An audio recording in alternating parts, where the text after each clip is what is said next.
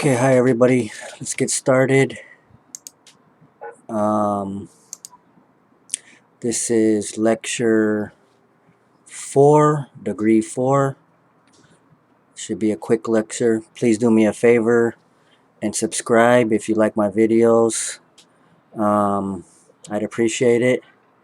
Today we're still going to be talking about volcanoes in East Africa and how they pertain to the environment of the origins of man.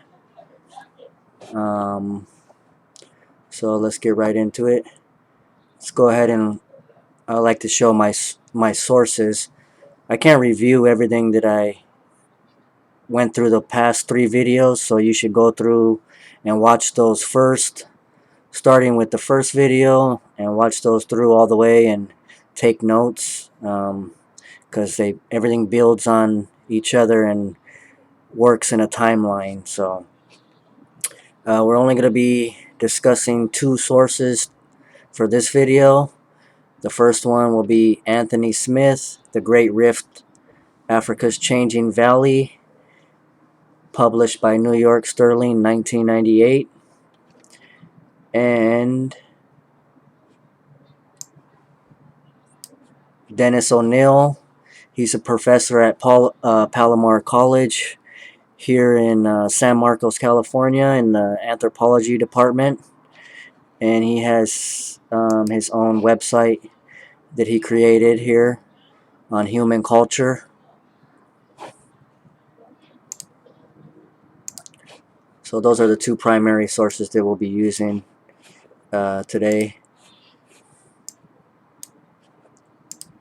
Oops, come on. Don't stop doing that. Okay.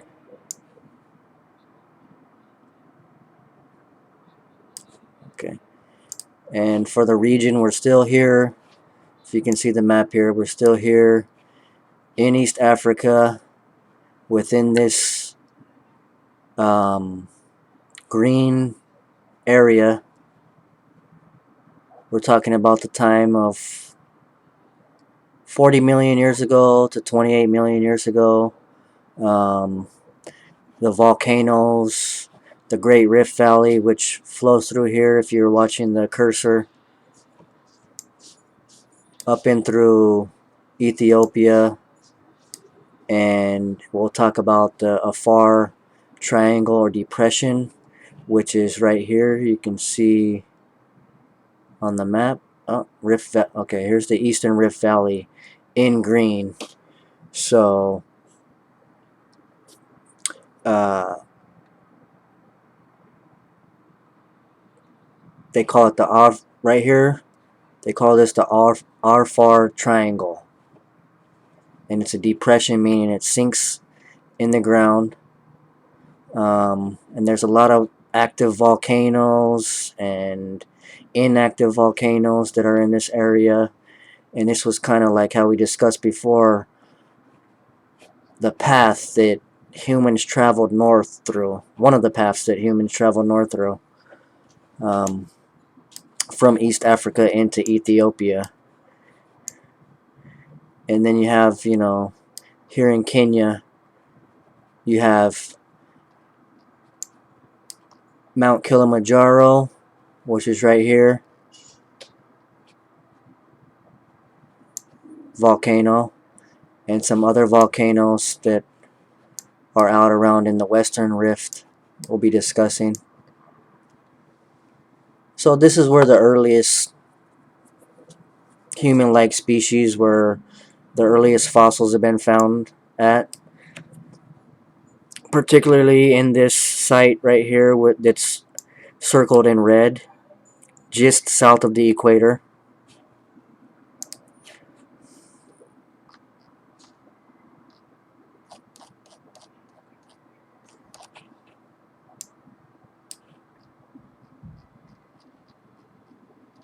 Okay, so I'll just be reading from my book. Most of the Great Rift volcanoes are now extinct. Kilimanjaro and Longonot are dormant.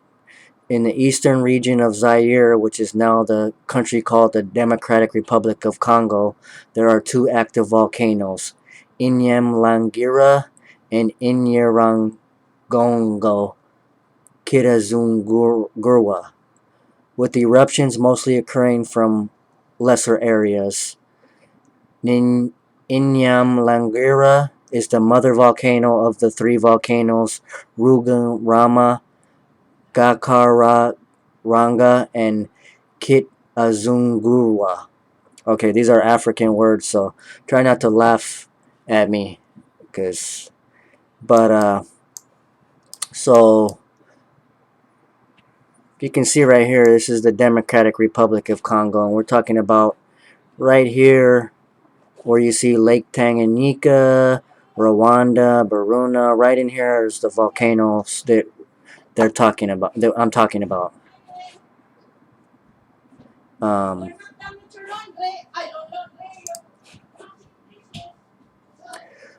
The Afar Depression in Ethiopia has the second most active volcanoes found in the rift, and it is an extremely forbidden region of the planet's surface. It's hot, dry, and lies below sea level. Urta Al is a volcanic vent in the area of the Afar Depression. Okay, so I showed you the Afar Depression right here. That's what we're talking about. I should have listed where the location of the volcanoes are at for you guys. You can look them up and find them though. Da, da, da, da. All of the sections of the rift meet at the Afar Triangle. Mount Linga, found in northern Tanzania, is in the exact center in between two soda lakes, Natron and Manyara, and are surrounded by extinct volcanoes. One of these is Imbangai, whose crater on the top is filled with water. Lingai emits sodium carbonate at every eruption. Na2CO3 is the formula for sodium bicarbonate or baking soda. It is an inorganic, water-soluble salt, and it can be found in the ashes of plants growing in sodium-rich soils. It is also known as soda ash. So if you do any gardening, that's an um, important mineral for your plants.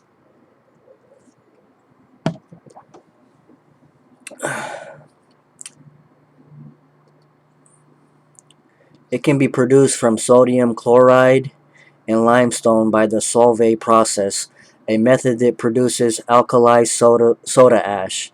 An alkali salt is a soluble hydroxide of alkaline metals. It is a base that will dissolve in water and is also an ionic salt.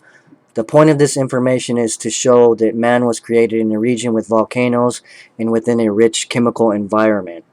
On the active volcano Lingai, large elephant grass grows which creates obstacles to walking.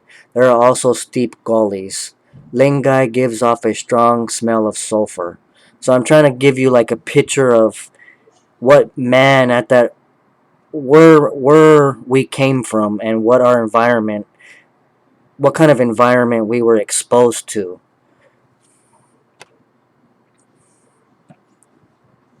There are cracks in the ash where steam can escape and the sulfur smell can escape.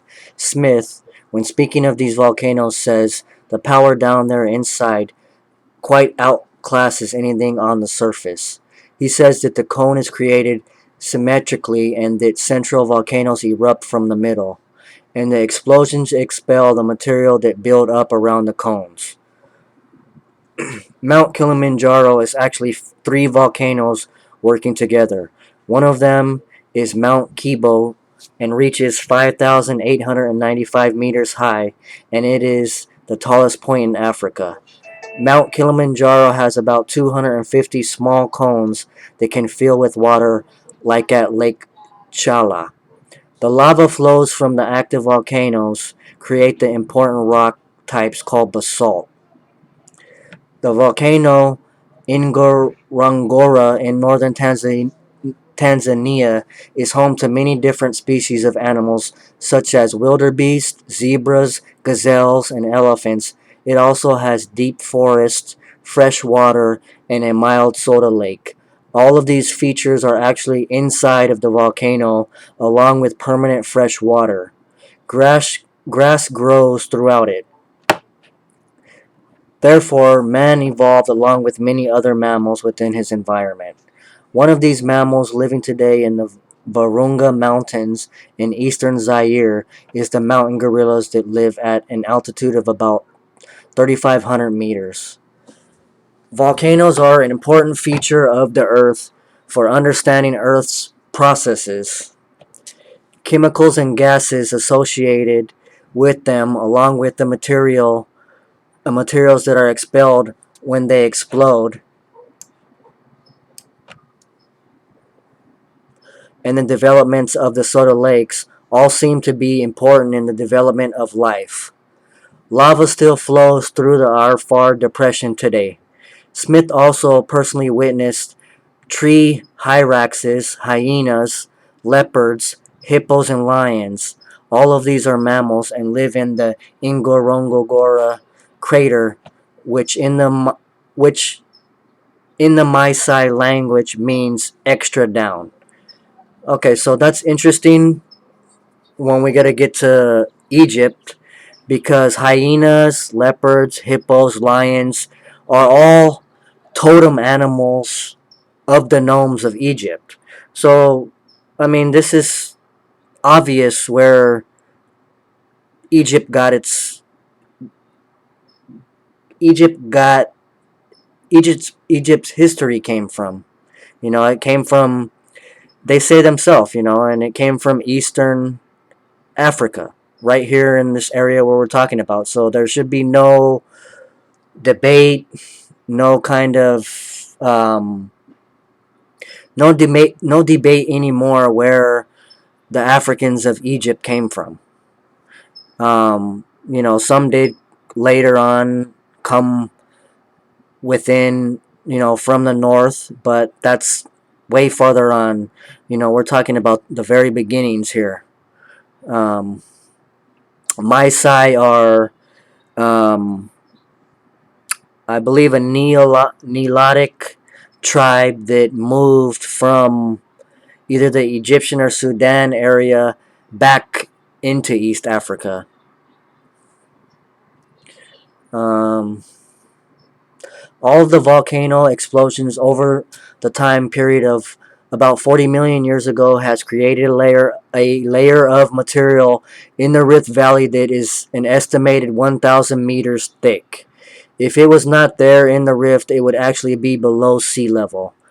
In Kenya, the layer is estimated to be 3,000 meters deep, and on the Ethiopian plateau, it is nearly 4,000 meters thick.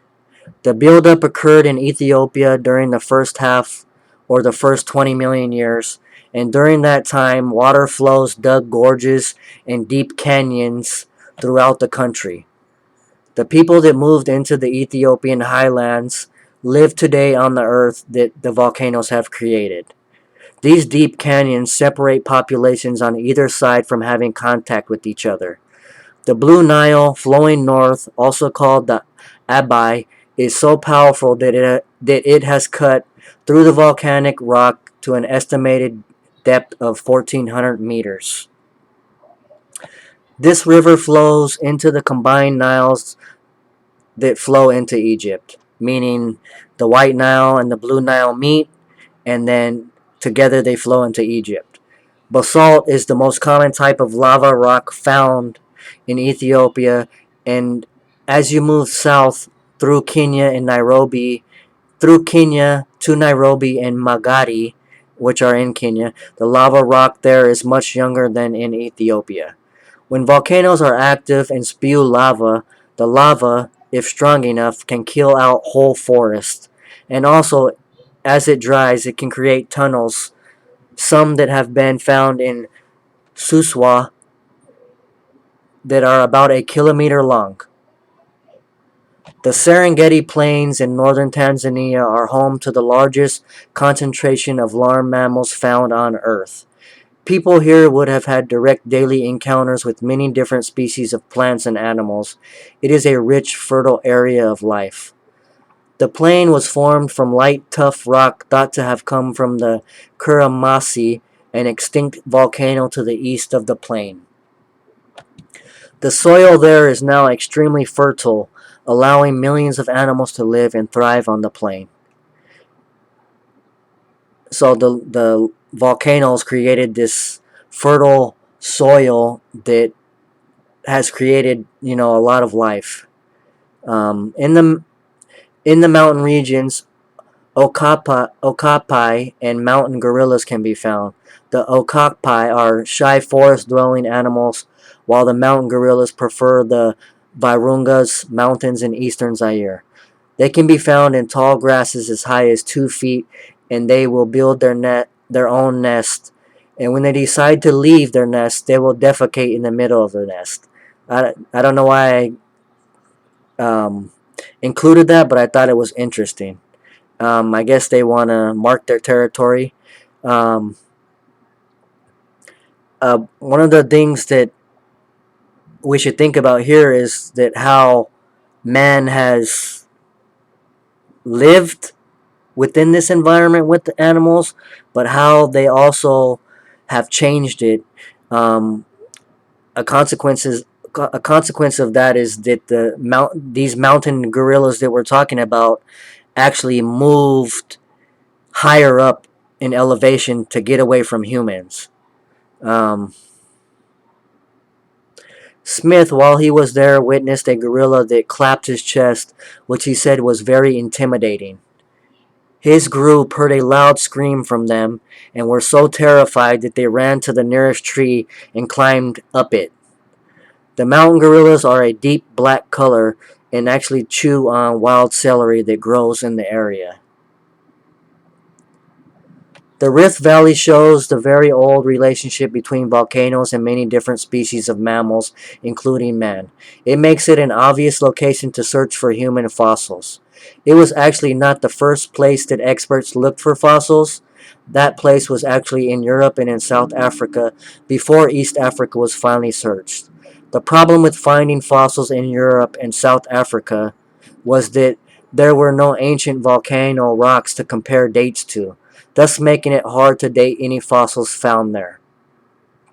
Therefore, most of the earliest hominid fossils are found in East Africa in the Great Rift Zone, just northeast of Lake Victoria, and date from as early as 25 million years ago. With these populations thought to have begun even earlier to an age of about 28 million years ago. So these aren't actual humans, these are human-like ancestors within the family tree. This was during the early Miocene period. Very few, if any, fossils have been found outside of Africa from the early Miocene period. It is which helps the theory that man originated in East Africa. It is not until the middle Miocene period that fossils are found outside of Africa. That's about 5 million years later. On map number 3 below, the areas where early human ancestral species have been found is marked in red. Okay, let's take a look at that.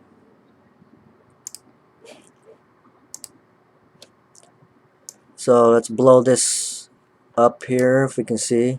No, I messed that all up. Um,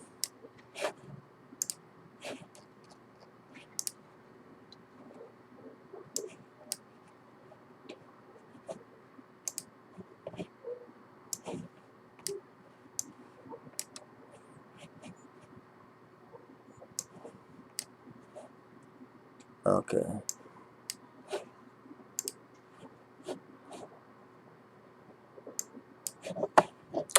Oh, sorry about that. Kind of messed that up there for you, but um,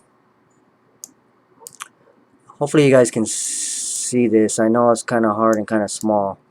Um,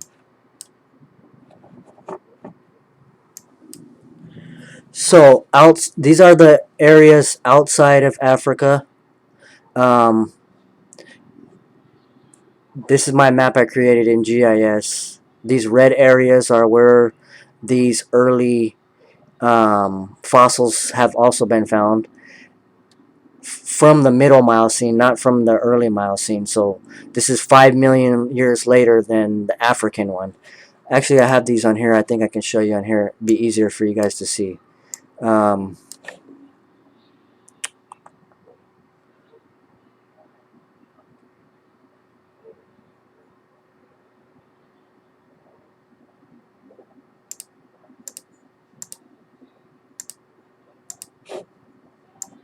okay, so these white areas, if you can see this. So you're right here in France. This is along the mountain range. I think it's, well, there's a couple mountain ranges right here between Spain and France. And then you got the Alps that are up here. So here's the early fossil sites where some early fossil sites have been found. Then you got here in the northwest section of Turkey where some sites have been found. Then you got here in the Indus Valley in India and Pakistan, in here where the Indus River is at. And then we have way over here in China, we got the southeast section of China where some sites have been found at. And